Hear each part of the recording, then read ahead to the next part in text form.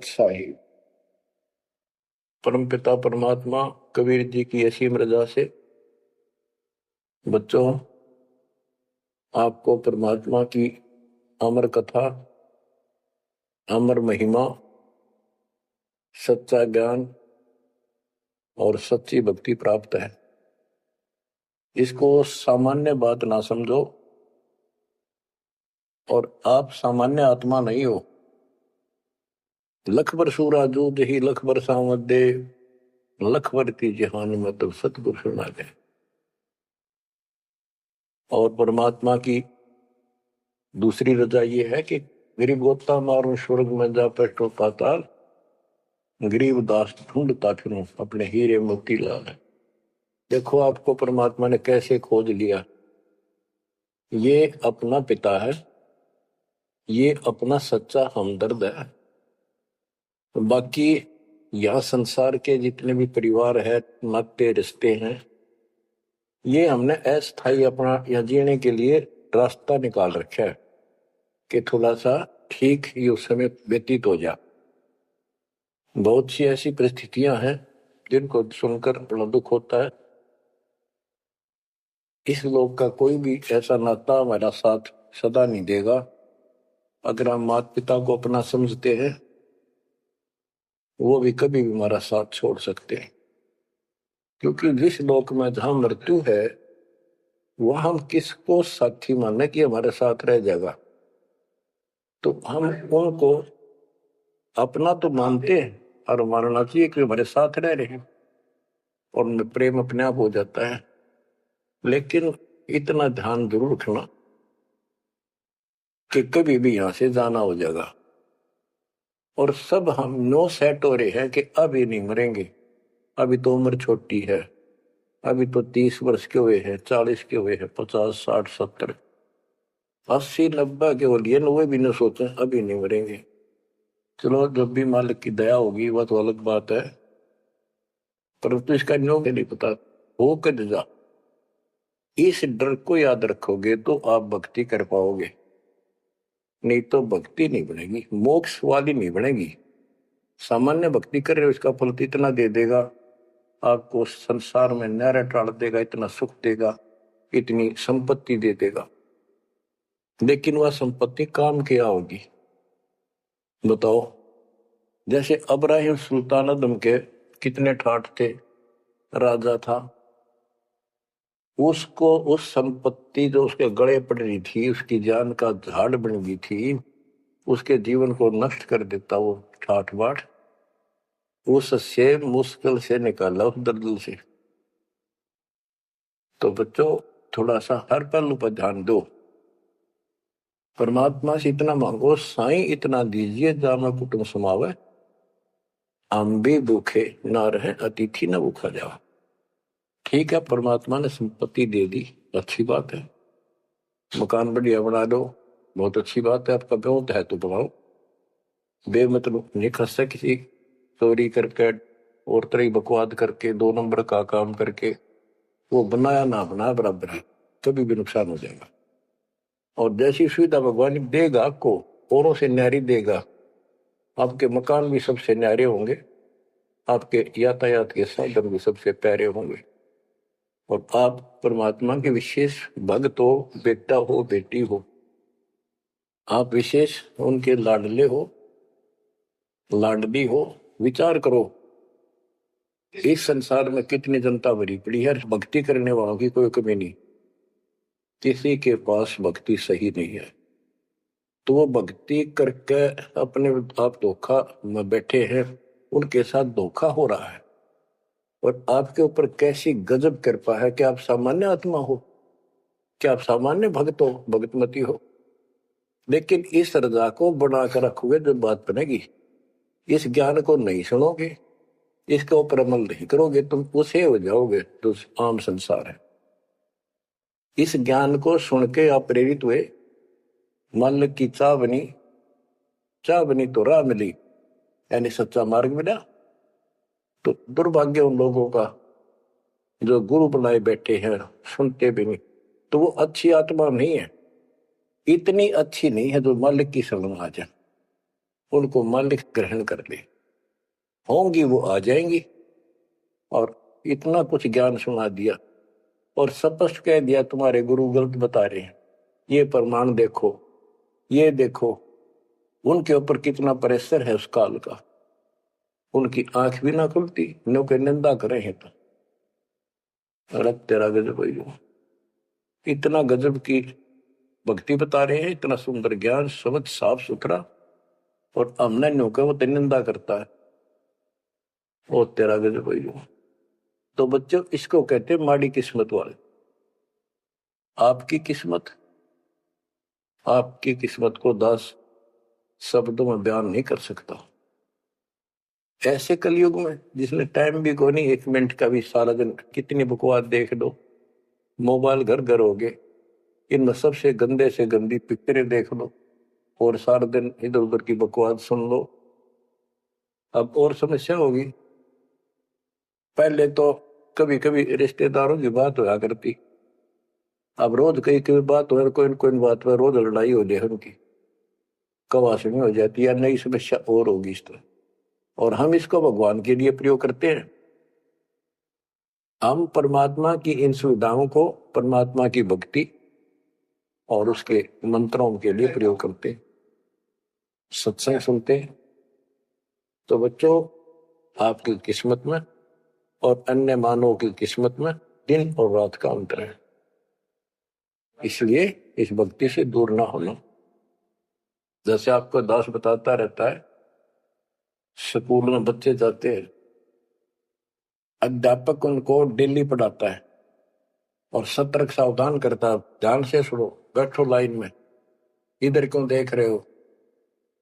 तो वो सतर्क हो जाते हैं, फिर उनको शिक्षा देता है और वो सारा साल सुनते सुनते 15-16 साल सुनते हैं और फिर वो परफेक्ट हो जाते हैं। उस क्लास के लेक्चर के बाद, शिक्षक से ज्ञान सुनने के बाद और काम सारे करते हैं बच्चे, खेल कूद भी मचाते हैं, खेत घर का काम भी माँ बाप के साथ हाथ बटाते हैं, बेटा बेटी सारे ही। लेकिन जो शिक्षक से सुन के आए थे वो भूलना नहीं जाता, वो अलग छाप रखता है। इसी प्रकार आप इस सत्संग को, इस ज्ञान को, इस परमात्मा की मर्यादा का ध्यान करते हुए चलते रहियो, ऐसा गजब का हृदय में समा जाएगा यू, और आपने सब कुछ यही दिखाई देगा और सब आपको कति नकली दिखेगा, कति नकली, जबरदस्त धोखा।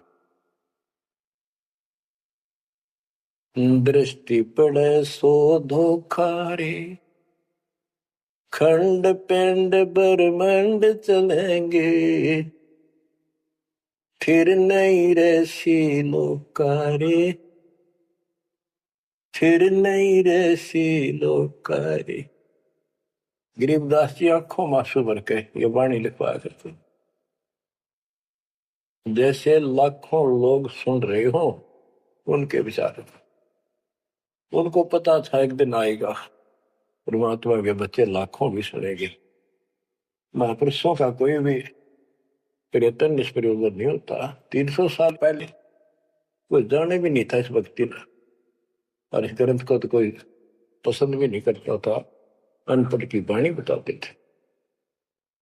उनको पता था, उनको मालूम था एक दिन आएगा परमात्मा के बच्चों को सुनाया जाएगा, उनकी आंखें खुलेंगी और रोएंगे, तरसेंगे उस मालिक के लिए कि सब कुछ धोखा है। पहले शरीर धोखा, मृत्यु के बाद ये 2 मुट्ठी राख बन जाएगी, क्या धोखा नहीं है। अरे ये कितना अच्छा, कितना प्रिय लगता है। प्रिय इसलिए लगना चाहिए कि इससे भक्ति करे, बस, नथिंग एल्स। बाकी काम तो करना ही पड़ेगा, पेट ना भरेगा तो काम कैसे चलेगा, गुजारा भी करना है, निर्वाह भी करना है, लेकिन इस मालिक को भूलना नहीं। दृष्टि पड़े सो धोखा रे, खंड पिंड ब्रह्मांड चलेंगे, फिर नहीं रसी लोकारे। स्थिर स्थाई यहाँ नहीं रहेगा, स्थाई सारे नष्ट होंगे, ब्रह्मांड भी 21 ब्रह्मांड में आग लगेगी। फिर नहीं रसी लोकारे के समझ जाओ, आँख खोल लो, बच्चों क्यों बिरान माटी करवा रहे हो? मालिक की शरण हो, पड़ जाओ, कति नाक रगड़ो दिन रात, ऐसी तड़फ बढ़ाओ। दृष्टि पड़े सो धोखा है, ये खंड पिंड, पिंड शरीर, खंड पिंड ब्रह्मांड चलेंगे, थिर नहीं रहसी लोकारे, थिर नहीं रहसी लोकारे। रज गुण ब्रह्मा तब गुण शंकर, सतगुण विष्णु कहावे रे, चौथे पद का भेद निहारा, बिरला साधु पावे। मार्कंडे पुराण में स्पष्ट किया है कि इस काल के ब्रह्म की 3 प्रधान शक्तियां हैं, रजगुण ब्रह्मा, सदगुण विष्णु, तमगुण शिव जी। यही सारी व्यवस्था कर रहे हैं। यही 3 गुण है, यही 3 देवता है। और बच्चे सूक्ष्म वेद में गरीबदास जी ने पहले क्लियर कर रखे हैं। रजगुण ब्रह्मा तम गुण शंकर, सतगुण विष्णु कहावे रे, चौथे पद का भेद निहारा, कोई बिरला साधु पावे। चौथा इनका पिता, इनको भी ना पता अपने पिता का भी आज तक, असमंजस में है ये दुर्गा साची नहीं बताती इनको, काल के डर से। और 5वां कौन है? सतपुरुष। कबीर साहब कहते चौथे को भी छोड़, 5वें को ध्यावे, उसका सेवन करे, कह कबीर सो हम पर आवे। रग यजु है शाम अथर्व, ये चारों वेद चित भंगी रे, सूक्ष्म वेद बौच साहिब का, सोहन सा सतसंगी रे। देखो गरीबदास जी अकेले बैठ के गा रहे थे और उसकी दृष्टि में लाखों करोड़ों लोगों की चिंता थी कि ये चारों वेद आपको धोखा दे रहे।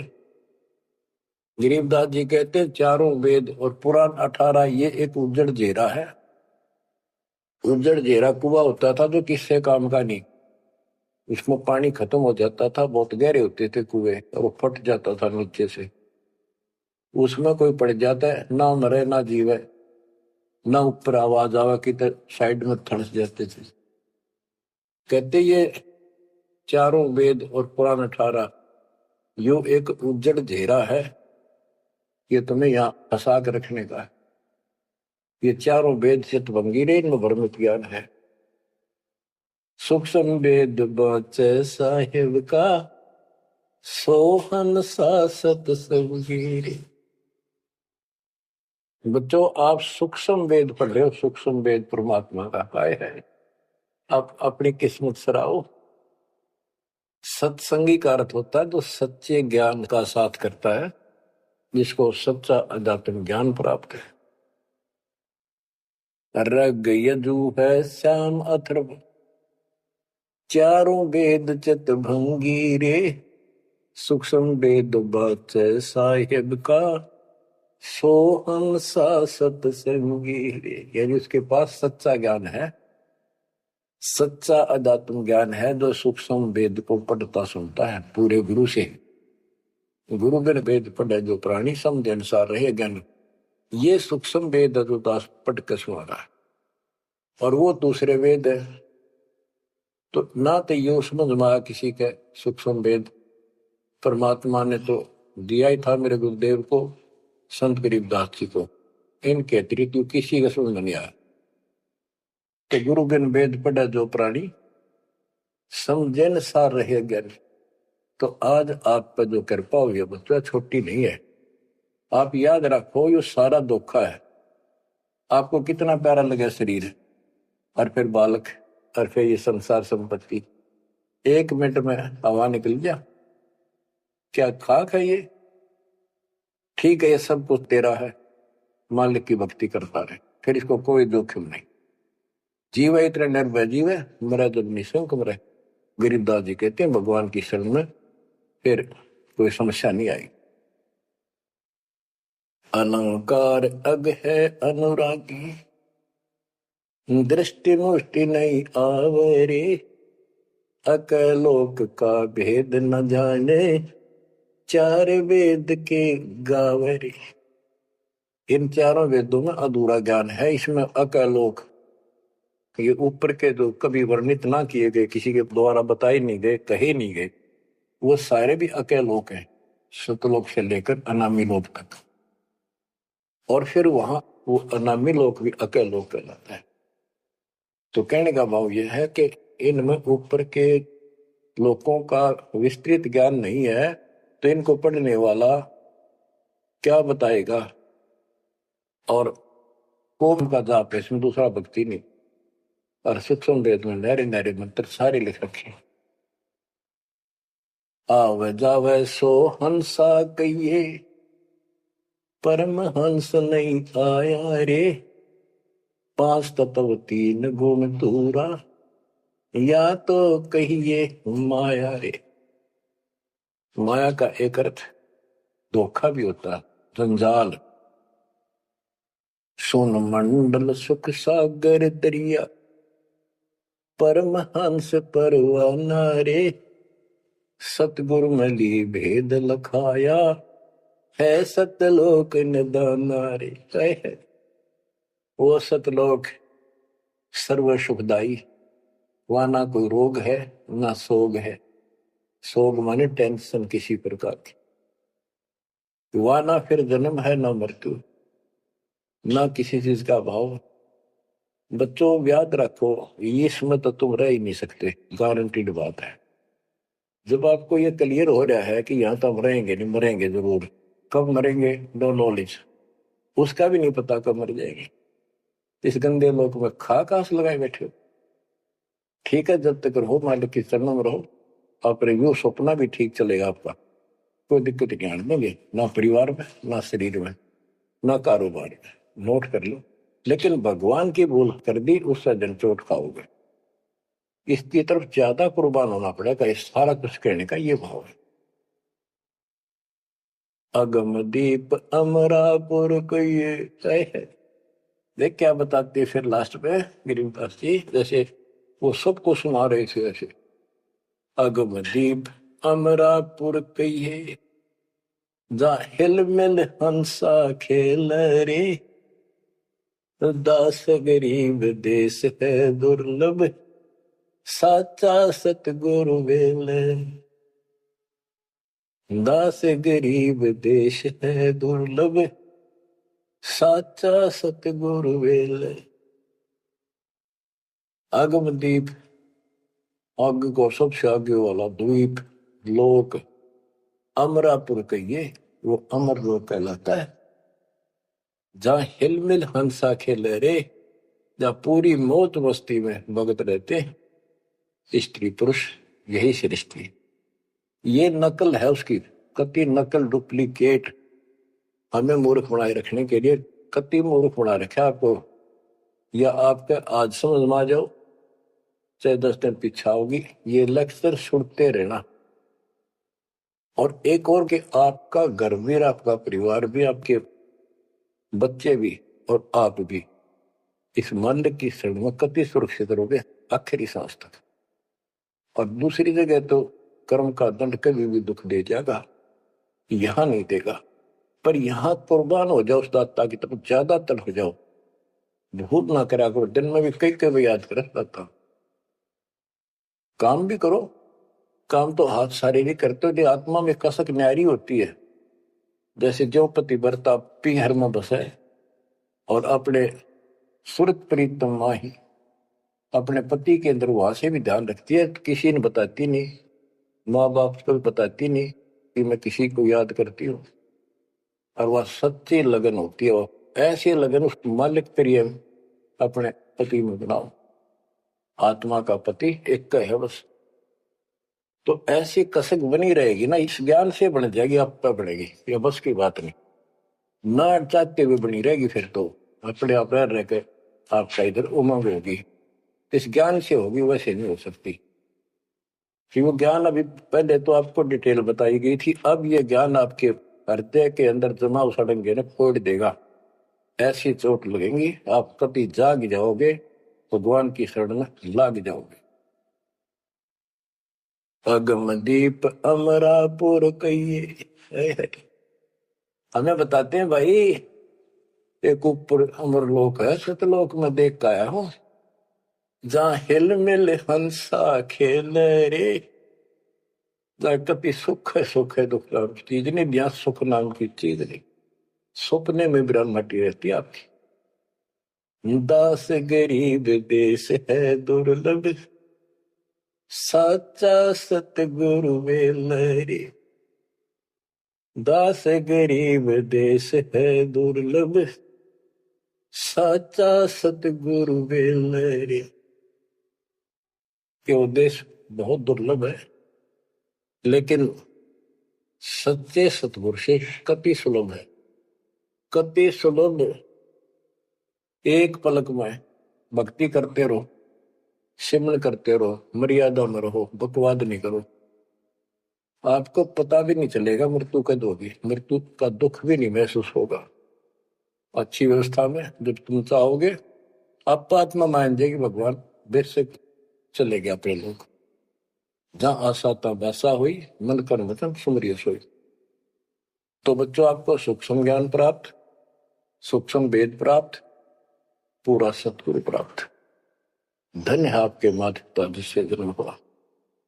परमात्मा की तरफ तड़प जाओ, मालिक आपको सद्बुद्धि दे, आपको याद रहे उस परम पिता के घर की, इस काल के दुख की, आपको मोक्ष दे दाता सच्चाई।